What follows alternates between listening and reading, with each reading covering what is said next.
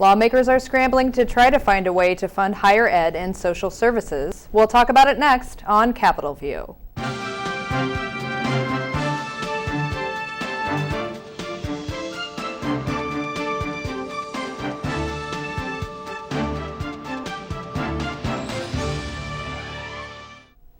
Thank you for tuning into this week's edition of Capitol View. I'm your host, Jamey Dunn with Illinois Issues. And with us today is Brian Mackey with Illinois Public Radio. Brian, glad you're here. Thanks for having me. And Andrew Maloney with the Chicago Daily Law Bulletin. Andrew, glad you're back. Good to be back. So we've got a lot to cover today. Lawmakers were in session this week, and as we are taping the show, actually things are a little bit in flux, but we'll explain it to you as best we can as we know it at this time. As we mentioned, lawmakers are struggling to try to find a way to fund higher education and social services. The pressure is really mounting, especially for higher education. Brian, can you explain to us why the heat is on? Yeah, because some of the higher education institutions in the state of Illinois are in danger of collapse. Chicago State University has sent layoff notices to all 900 people that work there, from the president all the way down to the custodial staff.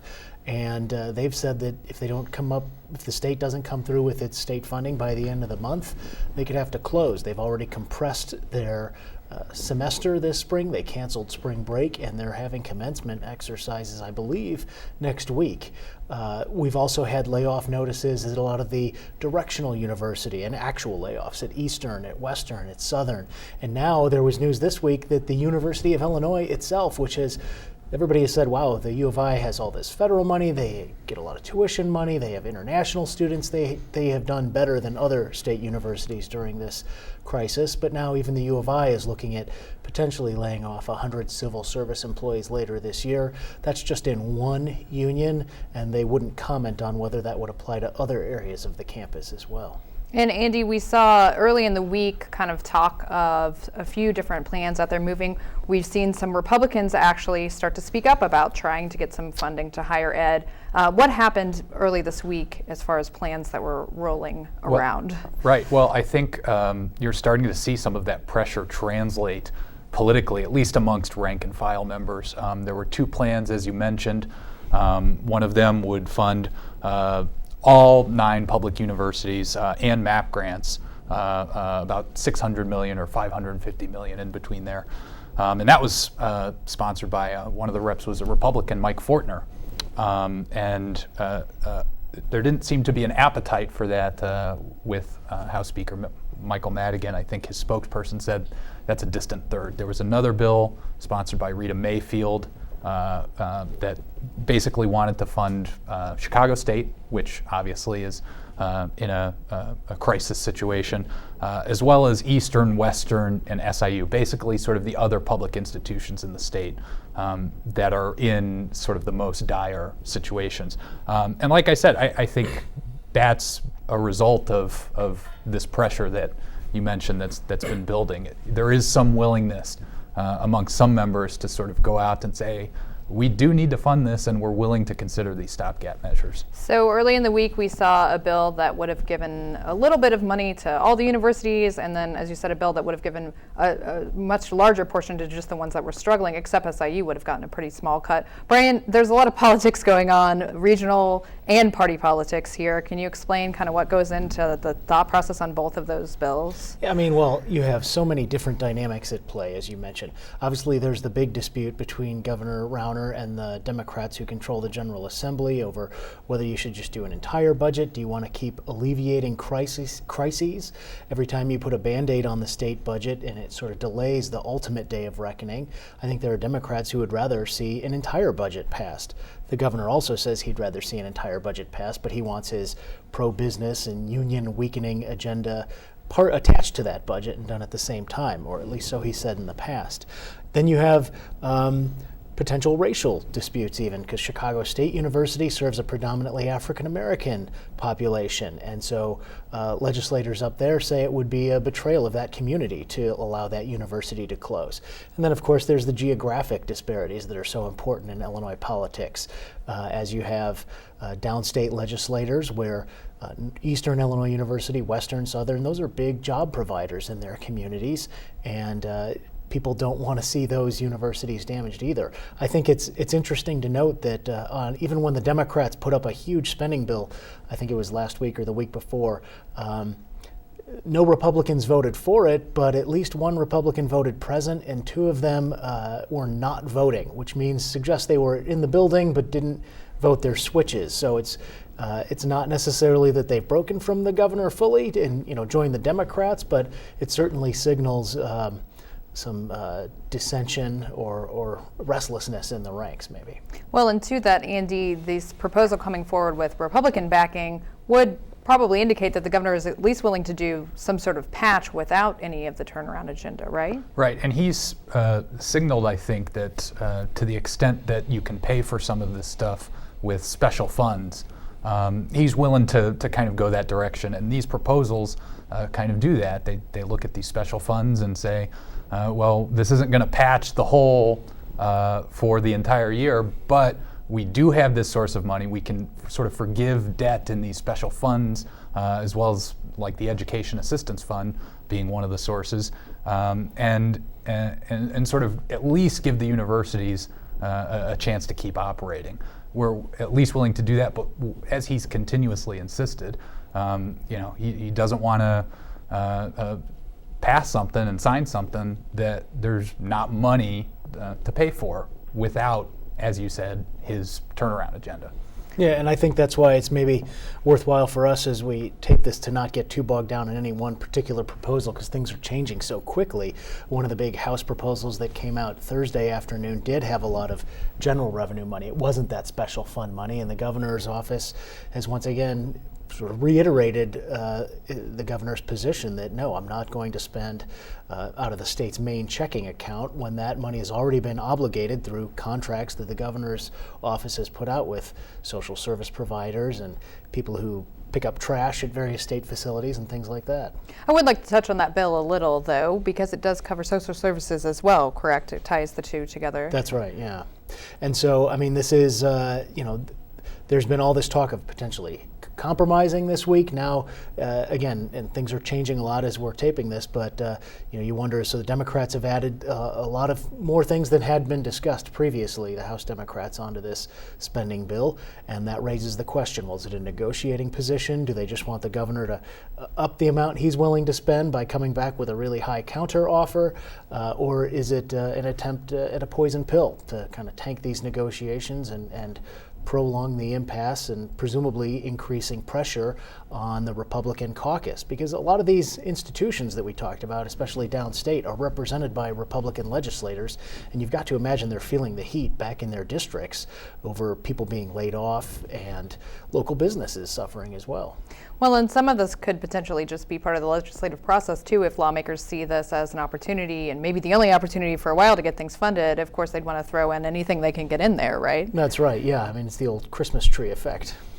So, Andy, looking at all of these proposals swirling around out there, there's still lots of things that aren't getting funded that aren't even being talked about under these. We're looking at, the state owes money for electricity, those sorts of things. Even if there is a patch for social services and higher ed, there'll still be lots of bills that we aren't paying or aren't accounting for, right? Right, and there's tons of different things that you could conceivably look at as pressure points. Another one that is a big deal that we haven't even touched on yet is elementary and secondary education. Some Southern Illinois lawmakers came out earlier today and talked about fixing the education funding formula, although they said they weren't overtly supporting any specific measures to do that, and they didn't want to say that the formula fix should go in front of just funding for the next budget year.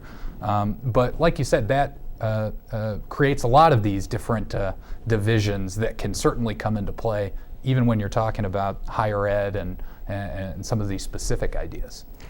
And I would say I think education funding is such an important point, because last year a lot of people thought, well, the governor and the Democrats can't agree on a budget, but once the schools don't open and everybody starts paying attention to state government, because those of us who cover state government, we follow it closely, but we know that most people in Illinois are going about their daily lives. But if you sort of jerk people's attention by saying, oh no, your kids can't go to school because it's closed, then suddenly you're going to have a lot more people paying attention to state government. Well, the governor found an intriguing intriguing way to get around that last year by actually vetoing the entire state budget that Democrats passed. Said it was wildly out of balance, $3 billion or $4 billion out of balance, except for the education budget, so schools could open on time.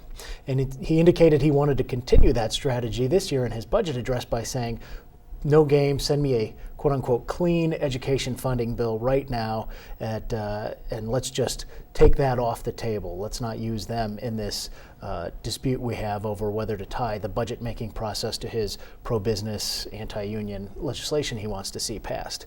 Democrats came back and said, maybe that wasn't such a good idea to allow schools to open, and we can let the voters decide, is the governor's business agenda worth holding up every aspect of state government, not just social services and higher education, but also K-12 funding that comes out of Springfield. So I think that that is one of the fights that we're going to have to continue to watch this spring.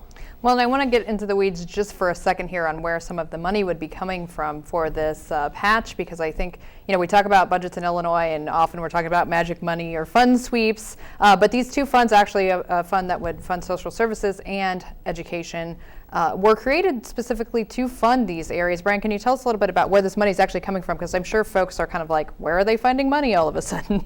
Yeah, well, when the tax rate was increased temporarily back in 2011, some portion of that tax money was directed into these special funds, and it's just been building up there. And this actually happens throughout state government. There are many, many different little funds. There's the Dry Cleaner Environmental Trust Recovery Fund. It's one of my favorites, where because dry cleaners use so many chemicals, it's just such an interesting name. Dry cleaners use so many chemicals. There's a lot involved in cleaning up the facilities if a dry cleaner goes out of business or moves to a new location, so they pay into this fund. Well, money builds up like that when doctors renew their licenses. That money builds up, and it's often more money than is needed for the purpose it was intended, and it makes a very tempting target for politicians who are starved for money and don't want to say that they're raising taxes to go in and sweep those funds out and use it for another purpose. Well, these funds were created, as you said, not for some alternate purpose, but to bolster education and social services. And so it's money that's been sitting there, and I think people are beginning to say, well, why aren't we using this to at least put out part of the fire if we can't extinguish the entire fire that is state government right now? And Andy, you're down there talking to folks and hearing feedback from people. Is there any concern that moving this patch forward might take the pressure off from coming through with a budget for the current fiscal year, and even with the budget for next fiscal year? They only have a little over a month to figure out next fiscal year's budget, and it seems like the conversation is still stalled on what we can do to just keep things chugging along for this fiscal year. Right, yeah, it almost reminds me a little bit of the sort of the federal model of budgeting. You have kind of continuing resolutions that just sort of keep government going until, however much time, 3 months, 6 months, whatever it is, as opposed to the more traditional annual funding. I think it does take a little bit of the pressure off in the immediate term whenever you sort of remove one of the hostages, as they sort of say. I think you do have the potential for kind of this to be prolonged. It's been happening for 10 months already, going into a full year, so it makes sense. Yeah, and we saw that, like you said, the so-called hostages with the Child Care Assistance Program was a big one, where we saw this is the program that it's supposed to help people stay off of welfare by letting parents with children either go to school or get a job, and it helps them pay for their child care, and therefore they have a job and they're not consuming other government services that they might if they were completely impoverished. And that program had been cut off from funds, and it was a sort of a groundswell from the ranks of the legislators, not the leadership in the governor's office, who wanted to see that fixed. And then the top officials kind of went along with it, and that program has now been saved. But you're right, every time we have one of these little Band-Aids put on this crisis, it just ends up prolonging things in the long run. I was just wanted to mention, you mentioned this is DC style budgeting. I would love to see somebody campaign on that. Let's bring DC's political and efficient budgeting practices here to Springfield. Yeah. Well, and Brian, you covered this weekend, still kind of looking into it, another kind of fallout here and something that could be the next pressure point, which is just the state paying its basic utility bills. We're seeing a couple state recreation areas that are going to have to shut down. Can you tell us a little bit about that? Yeah, it's Ramsey Lake State Recreation Area and Horseshoe Lake State Park. This is one's near Effingham, the other is near Granite City, and both had to be closed on account of one was trash bill and electrical bill hadn't been paid, and the other one had an electrical bill that hadn't been paid. So these are places people had camping permits to go to these places. There's an active turkey hunting season going on at one of those sites, and now they're just going to be completely closed because the people who provide these services to the state said, enough is enough, we need to get paid, we can't keep doing this. I'm frankly surprised that we haven't seen more of this. Really, one of the reasons that Illinois government has not come to a grinding halt is that so many vendors have longstanding relationships with the state, or they value being able to get those fat state contracts for things like picking up the trash at the state fair or in the state parks, that they have sort of said, well, we can get by for a little while. And it surprised me that at least until now we haven't seen more of these vendors saying, enough is enough. We can't continue providing our services for free. Well, and another potential pressure point was announced over the weekend. Comptroller Leslie Munger has said that she's going to put lawmakers' paychecks and constitutional officers' paychecks in the pile of overdue bills, so they'll be waiting much longer to get paid. Andy, we saw former Governor Pat Quinn make a move kind of similar to this, trying to pressure lawmakers into passing pension reform. How is this different? Because that one was of course ruled unconstitutional. Yeah, right. Ruled unconstitutional back in 2014 when Governor Quinn was trying to leverage that situation to get a pension bill passed. In this instance, it's the comptroller basically putting the bill, she's processing the checks, but putting them into sort of a different box, basically, along with all the other bills. Anymore. Exactly. And obviously that's different than the governor using his veto to basically zero out the lawmaker paychecks. I think there are still some questions of legality, but nobody is going to sort of want to fight that, at least right now, because you survey some voters, I don't know that you're going to get a lot of responses of people who say that lawmakers should be being paid while, colleges, while K through 12 funding is sort of in question going forward. You're just not going to get that kind of anger. And in fact, it's the other way around. I think voters, this is something, and citizens, even people who don't vote, this is something that they can understand very well. If we're not being paid, employees aren't being paid, why should lawmakers? And Brian, how does this play into the debate that's going on? Do you think lawmakers are taking heed of this? Do you think it's going to have a lot of impact? There are some lawmakers that this is their only job and this is their only paycheck. I mean, if you're Governor Rauner, I don't think he's going to notice because he says he's not taking his paycheck. And if you're House Speaker Madigan, Senate President John Cullerton have law practices, and a lot of legislators have other businesses that they do. But then again, there are a lot of legislators who count on this. This is their only job, and they call themselves full-time legislators. And not getting paid for a couple of months could really put a crimp in their lifestyles. And so I think as long as it withstands any potential legal challenges, which I haven't heard about yet, as you mentioned, then it is something that could just keep the heat on legislators to make a deal. I think for a long time, the pain has been diffuse enough that legislators haven't wanted to sort of force their respective leaders, be it House Speaker Madigan and Senate President Cullerton on the Democratic side, or Governor Rauner and the Republican leaders on the GOP side, to kind of end this standoff. And so building up heat at the lower ranks, I think it couldn't hurt. And just to add on to that, if you let, it helps the comptroller who is facing an election this year, as we know. Leslie Munger, the Republican appointed to replace the late Judy Bart Topinka by Governor Rauner. Governor Rauner would be facing City Clerk Susana Mendoza this fall. And so this is a move that even Mendoza said, she agrees with. The only issue it seemed that she took was should have happened earlier, and you should be challenging the governor more frequently on this budget impasse. So it obviously is seen as a shrewd move by a lot of people. Yeah, and it's always good to see what is usually a very sleepy office like the controller getting a little more attention to it, because I think a lot of people wonder what the heck does that person do, and it's right. Maybe it should have happened 10 months ago, as Chicago City Clerk Susanna Mendoza said, but at least maybe it's something that'll help now. Well, and we're seeing talk of constitutional amendments moving forward over the next, few session days. Lawmakers are out next week, but the deadline for getting amendments on the November ballot is fast approaching. One amendment already was shot down in the House. Brian, can you tell us a little bit about that? It's somewhat budget related. It was the Speaker's millionaire tax. Yeah, this is something that the Speaker has been talking about for a number of years, really since a gentleman named Bruce Rauner became a candidate for governor What a coincidence. a few years ago. It just so happens that Bruce Rauner, I believe in his last year that we've seen tax returns for, made $60 million, I think. And so the Speaker proposed that this tax would be on income greater than $1 million.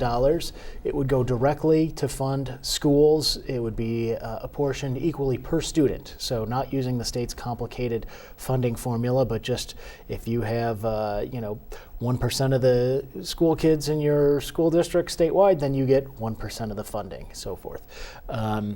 And this is something that the voters in Illinois have expressed their approval for. It was put as an advisory question on the ballot in the 2014 election. I believe it did better, like most of the advisory questions, than either Governor Rauner or former Governor Pat Quinn, and something that the voters signaled they would be open to, but not apparently in the Illinois House of Representatives, where it went down to defeat this week. Well, while the millionaire's tax did go down in the House, there is also a proposal to amend the state constitution for a graduated income tax. Andy, can you tell us a little bit about what's going on with that? Right. So the Constitution currently says, basically implements a flat tax where people pay the same rate. But Representative Lou Lang, Representative Christian Mitchell had this sort of two-part proposal where one would be the constitutional amendment, which of course needs 71 votes. It would allow sort of a tiered structure of taxing based on incomes. And I believe Representative Lang's proposal is a regular bill, which just needs the 60 votes in the House. That would basically say, okay, incomes over $750,000, we're going to tax 8.75. Incomes over $1 million, above $1 million, we're going to go 9.75. The rest of the people, the tax rate is currently 3.75%. It would go down to 3.5, and thus the claim that 99, 98%, whatever it is, would see a tax cut. I believe that was introduced late last week, sponsored by Representative Lang, who I think has brought the idea before. But that is currently percolating, and we'll see what happens with it. And Lang has some time on that bill. He could pass it basically at any point, but the constitutional amendment has to be passed. Lawmakers are out for a week. They're back next week or the week after. They have to get it done that week for it to make it to the ballot. Right, correct. And that goes for other amendments, too, that are percolating in the legislature. Well, and I just want to make this really clear, because having covered this a little bit, it's a common misconception about the graduated income tax, and I'm sure you guys have heard this as well, that the income that's actually over that threshold, so not all of your income, but if you make $750,000 a year, it's just all the money that you make over $750,000 a year that would fall into that bracket. So it's a stratified tax that you would fall into multiple brackets most likely. So Brian, we are also seeing some conversation about redistricting reform again this session. We've got a couple dueling bills going on. Jack Franks has one in the House. Kwame Raoul has one in the Senate. Are we going to see Kwame a shot here? Passed the Senate as we're taping Yeah. this. Senator Raoul's bill did pass it. This is all against the backdrop, though, as you mentioned, competing proposals in the legislature. There's a proposal outside the legislature, too. This independent group calling themselves Independent Maps Group that has, they a similar effort was tried and failed to get on the ballot 2 years ago because of some questions about their signatures. They didn't have thoroughly enough vetted signatures, and they fell short of the huge hundreds of thousands of signatures you need to get something on the ballot in 2014. This time they vowed to collect a lot more signatures, and the proposal has the backing of Governor Rauner, who has made it one of the essential points, at least up until recently, of his so-called turnaround agenda that he wanted to see passed before a budget would be put in place. And this is because Republicans have done rather poorly under the legislative maps as they've been drawn in recent years. Now, I will say that Illinois has been trending Democratic in statewide elections generally, with the exception of Governor Rauner's victory. But it's something that Republicans think they would have a better shot at winning more seats in the legislature if the Democrats didn't have complete control of the map-making process. Well, and Andy, while that is not, of course, a directly budget-related issue, redistricting reform, could we see it play into a budget moving forward? The governor could maybe count it as a victory if it does make it through the legislature, right? Right, exactly. And I believe previously he has endorsed the outside amendment. So he wants redistricting reform, I guess, however he'll get it. But you do have these sort of competing ideas. I think the one sponsored by Senator Raul is a little bit different in that some groups have said it doesn't quite get it out of the hands of the legislature the way they want to. So there is some kind of competing interests there. I think though, if it does get passed, and even if different chambers pass different versions, I mean, you could maybe think about saying, well, there's ammunition, there's momentum for these ideas, and so our persuasion is working, and we're getting people over to our side. I think even that could, in some sense, be counted as a victory. But it's a tight deadline. I think they have to be out by May 9th to sort of make the ballot if you're going to see those this fall. Well, we've got just about a minute left. Brian, I want to touch on some legislation that was debated this week on fantasy sports betting. A lot of folks out there probably in a fantasy sports league. Can you give us just a real basic summary of what's going on with that Yeah, bill? well, being in a fantasy sports league with your friends is not what this is about. This is these websites that were ubiquitous with their advertising a few months ago. DraftKings, FanDuel is another one of the big ones. There are smaller players in this market as well. The Attorney General of Illinois, as well as a number of other states, have said this is gambling. This is just using a fancy term, but it's really gambling, and it needs to be regulated as such. And so a number of legislators have spent much of the spring negotiating legislation to regulate this industry somewhat, and that measure is advancing in the Illinois House of Representatives to bring some form of regulation to what critics have said is essentially gambling. We did see, of course, the casino operators and some of the other entrenched gambling interests in Illinois express their opposition to letting this go forward. Well, and we're going to have to leave it at that for this week. I'd like to thank my guests, Brian Mackey and Andy Maloney, and I'm your host, Jamey Dunn with Illinois Issues, and we'll see you next week on Capitol View.